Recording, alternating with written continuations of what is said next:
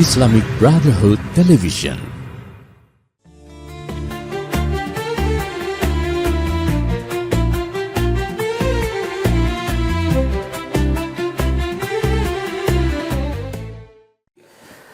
Bismillahirrahmanirrahim. Assalamualaikum warahmatullahi wabarakatuh. Alhamdulillah wassalatu wassalamu ala Rasulillah Sayyidina Muhammad ibn Abdullah wa ala alihi wa sahbihi wa man walah, amma ba'd. Ahibba'il kiram, alhamdulillah pada kesempatan kali ini kita bisa melanjutkan pembacaan daripada kitab Ihya Ulumuddin karya Imam Hujjatul Islam Abi Hamid Muhammad bin Muhammad Al-Ghazali. بسند المتصل إلى المؤلف رحمه الله تعالى ونفعنا به في الدارين آمين. الثالث الإمساك عن إيصال شيء إلى الجوف عمدا مع ذكر الصوم فيفسد صومه بالأكل والشرب والسعوط والحكنة، ولا يفسد بالفصد والحجامة والاكتحال وإدخال الميل في الأذن والإحليل إلا أن يقطر فيه ما يبلغ المثانة، وما يصل بغير قصد من غبار الطريق أو بذبابة تسبق إلى جوفه أو ما يسبق إلى جوفه في المضمضة فلا يفطر إلا إذا بالغ في المضمضة فيفطر لأنه مقصر، وهو الذي أردنا بقولنا عمدا. نعم.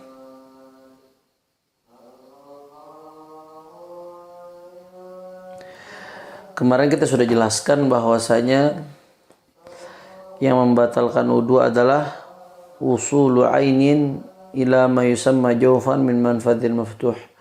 Masuknya ain, sesuatu yang kasat mata, yang punya wujud, yang zat yang punya wujud, yakni kasat mata dan kasat mata nampak, min manfadil maftuh, dari lubang yang terbuka, ila ma yusamma jawfan, ke tempat yang disebut sebagai jawf, rongga terbuka, baik itu otak atau tenggorokan sampai ke perut, usus, lambung, kubul, dubur. Nah, kita sudah jelaskan itu adalah dhabit apa saja yang membatalkan puasa itu. Segala bentuk masuknya ain, sesuatu yang yura bil ain, mahsus bil ain, kasat mata, ke dalam jauf melalui lubang terbuka, maka itu membatalkan puasa. Tapi Al-Imam Al-Ghazali di sini menjelaskan dengan syarat amdan, kalau itu dilakukan dengan sengaja. Beda halnya kalau dilakukan tanpa ada kesengajaan, maka tentunya dalam kebanyakan kasus tidak membatalkan puasa. Tidak membatalkan puasa manakala dilakukan tanpa ada kesengajaan.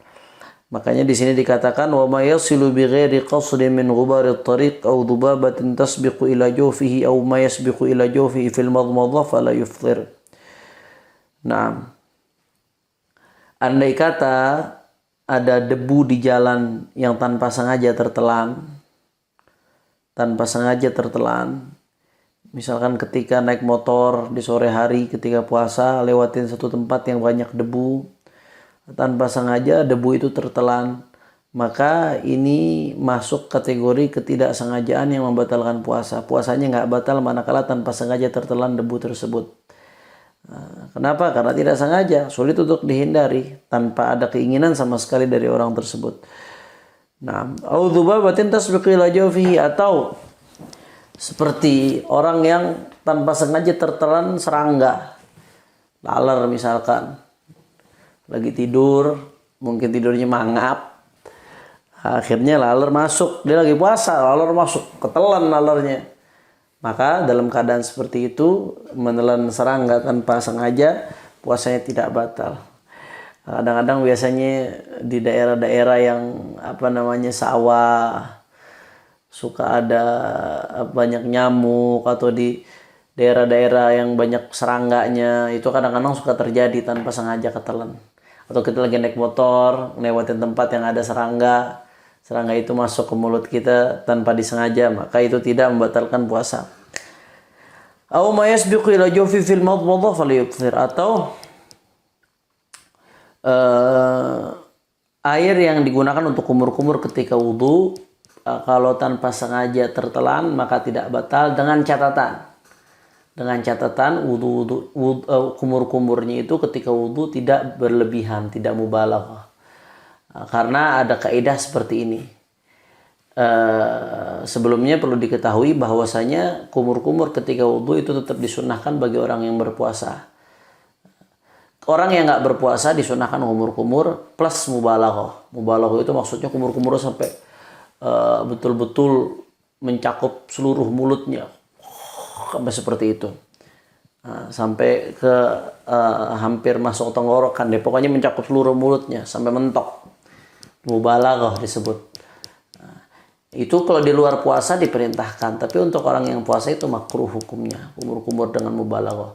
Dia orang yang wudhu itu tetap diperintahkan kumur-kumur oleh syariat, tapi kumur-kumurnya tidak sampai mubalaghah. Kalau sampai mubalaghah, maka itu tidak diperintahkan, hukumnya makruh. Nah, di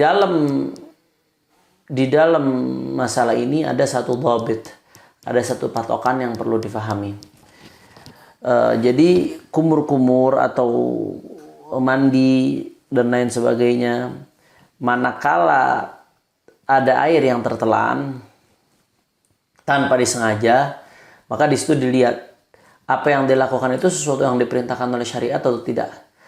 Kalau yang dilakukan sesuatu yang memang ma'murun bihi syar'an, sesuatu yang diperintahkan oleh syariat seperti kumur-kumur yang tanpa mubalaghah, lalu ketelan, ada yang ketelan, maka yang ketelan tanpa disengaja itu hukumnya tidak membatalkan puasa. Karena kumur-kumurnya itu tuh diperintahkan syariat. Andai kata ada sisa-sisa yang tertelan tanpa disengaja, ya maka itu dima'fu, tidak membatalkan puasa. Beda halnya dengan sesuatu yang memang tidak diperintahkan oleh syariat. Seperti tadi, kumur-kumur dengan mubalaghah ketika puasa, saat wudhu. Itu tidak diperintahkan, bahkan dimakruhkan. Syariat menganjurkan untuk meninggalkan itu. Nah, andai kata itu dilakukan, ada orang yang mubalaghah kumur-kumur dalam wudhu ketika dia berpuasa, andai kata tahu-tahu ada air yang tertelan, maka di situ hukum puasanya batal walaupun tanpa disengaja ketelannya. Kenapa? Karena dia melakukan sesuatu yang nggak diperintahkan syariat, buat apa dilakukan. Nah, sama halnya dengan mandi. Bagaimana hukumnya orang mandi ketika puasa? Dilihat mandinya sih boleh-boleh saja. Tapi kalau masalahnya kalau ada yang tertelan, air yang tertelan, maka di situ dilihat mandinya mandi yang memang diperintahkan oleh syariat atau tidak. Kalau mandi yang memang secara spesifik diperintahkan oleh syariat seperti mandi sunnah di hari Jumat atau mandi junub, misalkan suami istri sebelum sahur dia hubungan suami istri, kemudian habis itu belum sempat mandi dia sahur. Setelah masuk azan subuh baru dia pengen mandi, nggak apa-apa, boleh hukumnya, itu tidak masalah, puasanya tetap sah. Andai kata ketika mandi, itu mandinya kan mandi wajib dia. Ketika mandi ada air yang tanpa sengaja tertelan, sedangkan mandinya mandi wajib atau mandi sunnah seperti di hari Jumat, maka andai kata ada air yang tanpa sengaja tertelan, maka di situ tidak membatalkan puasa, karena memang mandinya itu diperintahkan oleh syariat. Tapi kalau mandi yang tidak diperintahkan secara spesifik oleh syariat, seperti mandi litabarrud atau litandhif, mandi yang memang tujuannya supaya seger aja, supaya fresh aja, itu tidak diperintahkan secara spesifik oleh syariat. Secara garis besar mungkin diperintahkan kita untuk menjaga kebersihan, tapi secara spesifik dalam hal ini tidak diperintahkan oleh syariat. Nah, maka bagaimana andai kata orang yang mandi dengan tujuan supaya fresh saja, dan itu bukan mandi yang diperintahkan oleh syariat ketika berpuasa, maka andai kata ada air yang tertelan, maka walaupun tanpa sengaja di situ membatalkan puasa. Kenapa? Karena dia melakukan sesuatu yang memang sebenarnya tidak diperintahkan oleh syariat. Makanya masalah mandi ini kalau nggak butuh-butuh banget ya jangan. Kalau nggak butuh-butuh banget ya jangan. Ya lebih baik mandinya setelah berbuka, karena sunnah. Mandi setiap malam Ramadan sebelum tarawih itu hukumnya sunnah. Jangan takut, wah mandi malam ntar remetik dan lain sebagainya. Enggak. Diperintahkan kok sama Nabi. Kalau udah Nabi perintahkan, pasti di situ ada kemaslahatan zahirah wa batinah, dunyawiyah wa ukhrawiyah. Apa yang diperintahkan oleh Nabi, yakinilah. Pasti di situ ada kebaikan kita, baik kebaikan dunia atau kebaikan akhirat, baik kebaikan yang zahir maupun kebaikan yang batin. Nah, jadi buat jaga-jaga daripada takut ada yang ketelan, selama mandinya bukan mandi yang diperintahkan secara spesifik oleh syariat seperti mandi junub atau mandi Jumat, maka lebih baik yang lagi puasa menghindari mandi dulu, mandinya nanti setelah berbuka sebelum sholat tarawih, karena memang disunnahkan setiap malam Ramadan itu untuk mandi setelah berbuka sebelum melaksanakan sholat tarawih. Naam. Begitu juga bicara soal kumur-kumur, ada satu kasus yang walaupun kumur-kumurnya mubalaghah, tapi kalau tanpa sengaja tertelan nggak batal. Bagaimana itu? Kembali ke kaidah tadi. Kalau memang kumur-kumurnya diperintahkan oleh syariat, maka kalau tanpa sengaja ada yang tertelan nggak batal. Contoh, mubalaghah tapi diperintahkan ketika puasa. Apa? Kalau ada orang yang muntah. Muntah itu kan kalau tanpa sengaja nggak membatalkan puasa. Yang membatalkan puasa itu istiqa, sengaja muntah, dikorek-korek supaya muntah, dicari-cari bau yang enak supaya muntah. Itu yang membatalkan puasa. Tapi kalau tanpa sengaja muntah nggak batal puasanya.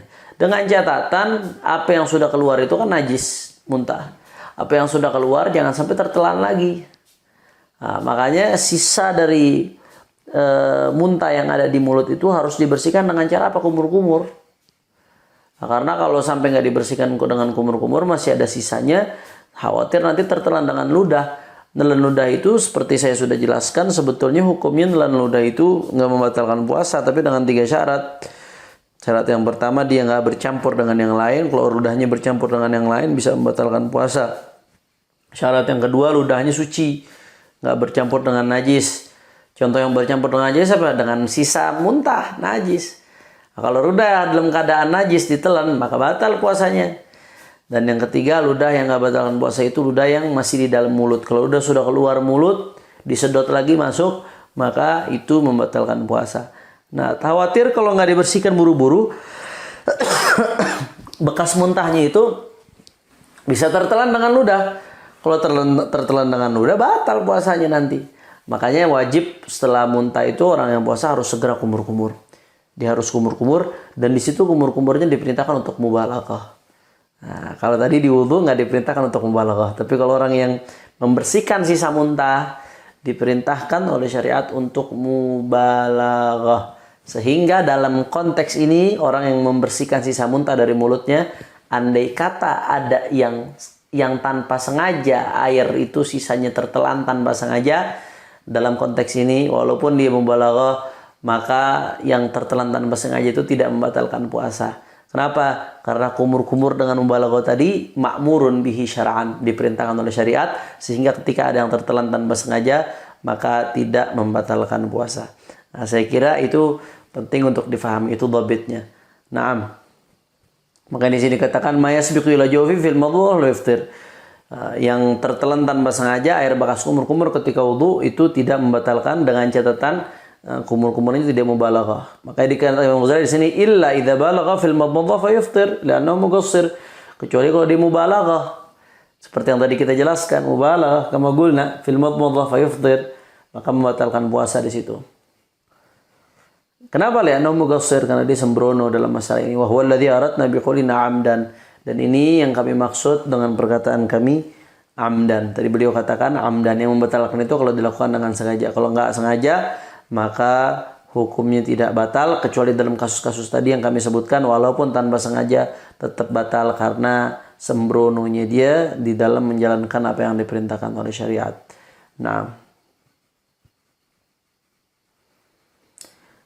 ini saja yang kami sampaikan. Mungkin yang sedikit ini bisa bermanfaat, dan mudah-mudahan kita mendapatkan keberkahan dari majelis ilmu, khususnya di bulan Ramadan ini. Karena di bulan Ramadan ini segala amal ibadah itu dilipat gandakan Allah Subhanahu wa taala.